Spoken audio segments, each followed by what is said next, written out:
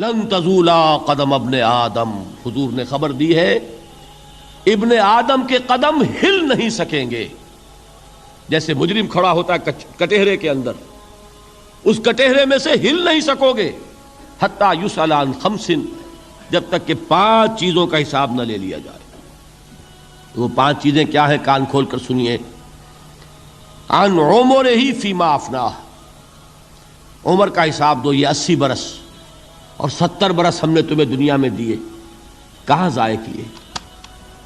وعن شبابہ فیما ابلاہ، اور خاص طور پر جوانی کا دور، امنگوں کے دن، ولولے ہوتے ہیں، قوت ہوتی ہے، توانائی ہوتی ہے، آدمی چلتے ہوئے زمین پر پاؤں مارتا ہے، قوت جو ہے وہ اپنا اظہار چاہتی ہے.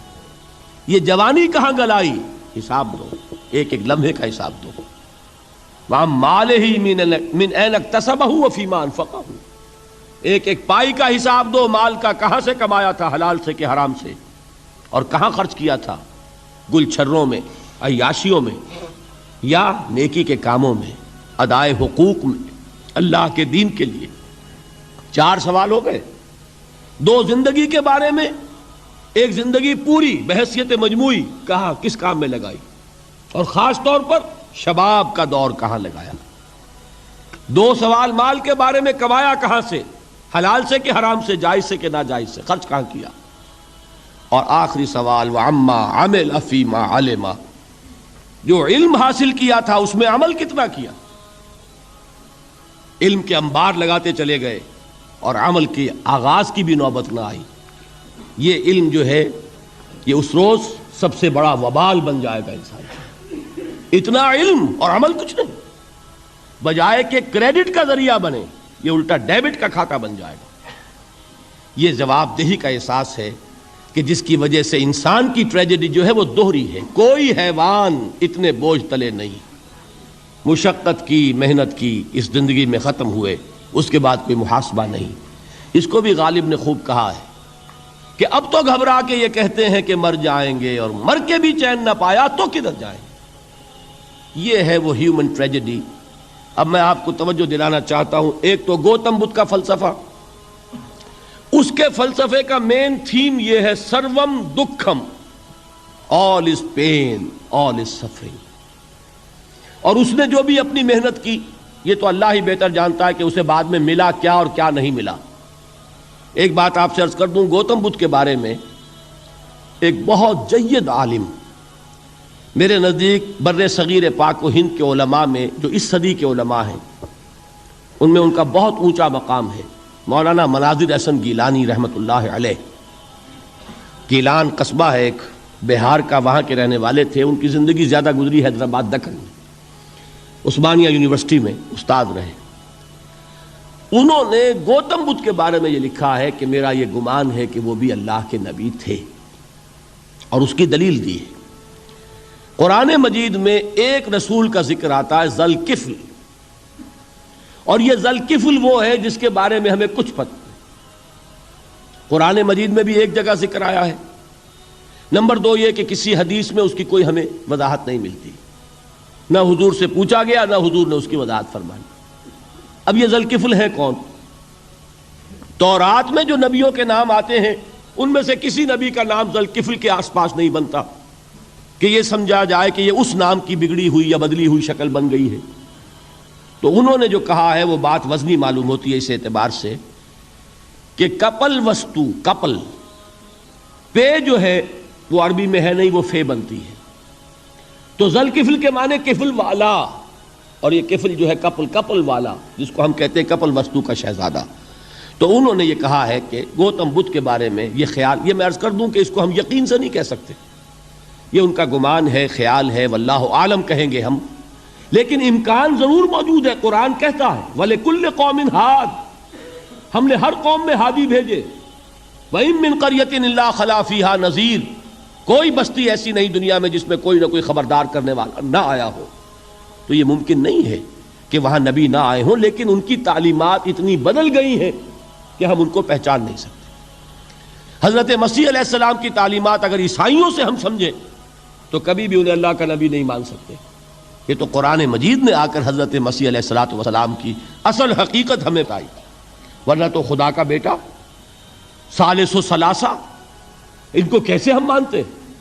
لیکن یہ کہ قرآن نے بتایا تو جان لیجئے ہو سکتا ہے کہ گوتم بدھ بھی اللہ کے نبی ہوں، لیکن ہو سکتا ہے کہ درجے میں کہیں گے، یقین سے نہیں کہیں۔ بہرحال گوتم بدھ نے اس دکھ، رنج، صدمہ، غم جو انسان کا مقدر ہے اس کا مشاہدہ کیا، اور پھر تپسیائیں کی، علم حاصل کیا، رشیوں منوں کے پاس گیا، اس نے کوشش کی کہ معلوم ہو سیلویشن کا راستہ کون سا ہے، اس دکھ سے نجات پانے کی کوئی سبیل بھی ہے کہ نہیں، اس غم سے، اس نجات سے، اس اندوہ سے انسان کسی طریقے سے چھوٹ سکتا ہے یا نہیں۔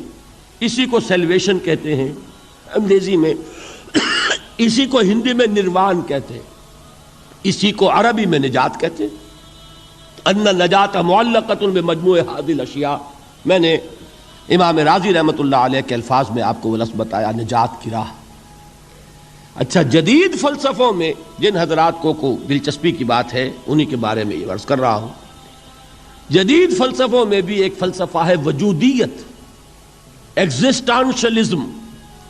آپ نے نام سنا ہوگا سارترے، یہ فرینچ فلسفر، اور اس وقت دنیا میں جو نوجوان نسل ہے وہ بہت زیادہ متاثر ہوئی ہے سارترے کے فلسفے سے۔ کرکیگارڈ پرانے دور میں اور سارترے اس دور میں، ان کے فلسفے کا نام ہے وجودیت، ایگزسٹانشلزم۔ اس کا مرکزی خیال بھی یہی ہے، انسان کے لیے دکھ ہی دکھ ہے، صدمہ ہی صدمہ ہے، رنج ہی رنج ہے۔ صرف یہ ہے کہ کچھ حساس لوگ ہوتے ہیں وہ صدمے کو زیادہ محسوس کرتے ہیں، کچھ ذرا ان کی حس جو ہے وہ کچھ ڈل ہو جاتی ہے، کند ہو جاتی ہے۔ وہ جو غالب کا شعر میں نے آپ کو سنایا کہ مشکلیں اتنی پڑی مجھ پر کہ آساں ہو گئی، ورنہ یہ ہے کہ انسان سوچے تو دکھ ہے۔ اب یہ دکھ جو ہے اس سے نجات کا کوئی راستہ بھی ہے کہ نہیں، یہ کوسچن مارک ہے، جس کا جواب ہے تیسری آیت میں اِلَّا الَّذِينَ آمَنُوا وَعَمِلُوا الصَّالِحَاتِ وَتَوَاصَوْا بِالْحَقِّ وَتَوَاصَوْا بِالصَّبْرِ۔ جو ایک نا امیدی کی کیفیت طاری ہوتی ہے، وَالْعَصْرِ إِنَّ الْإِنسَانَ لَفِي خُسْرٍ، زمانے کی قسم ہے تمام انسان برباد ہونے والے ہیں، تباہی میں ہیں، گھاٹے میں ہیں، ٹوٹے میں ہیں۔ اس سے جو ایک مایوس کن صورتحال سامنے آتی ہے، اس مایوسی سے نجات دلانے والی آیت ہے تیسری آیت۔ ایک راستہ ہے، یہ امید کی کرن ہے، تباہی سے بچ سکتے ہو، ابدی بربادی، وہ بربادی۔ یہاں تو یہ ہے کہ ہم نے مشقتیں اٹھا لیں، فاقے جھیل لیے، تکلیفیں برداشت کر لیں، صدمے برداشت کر لیے، لیکن موت آئی، اس کا خاتمہ ہو گیا۔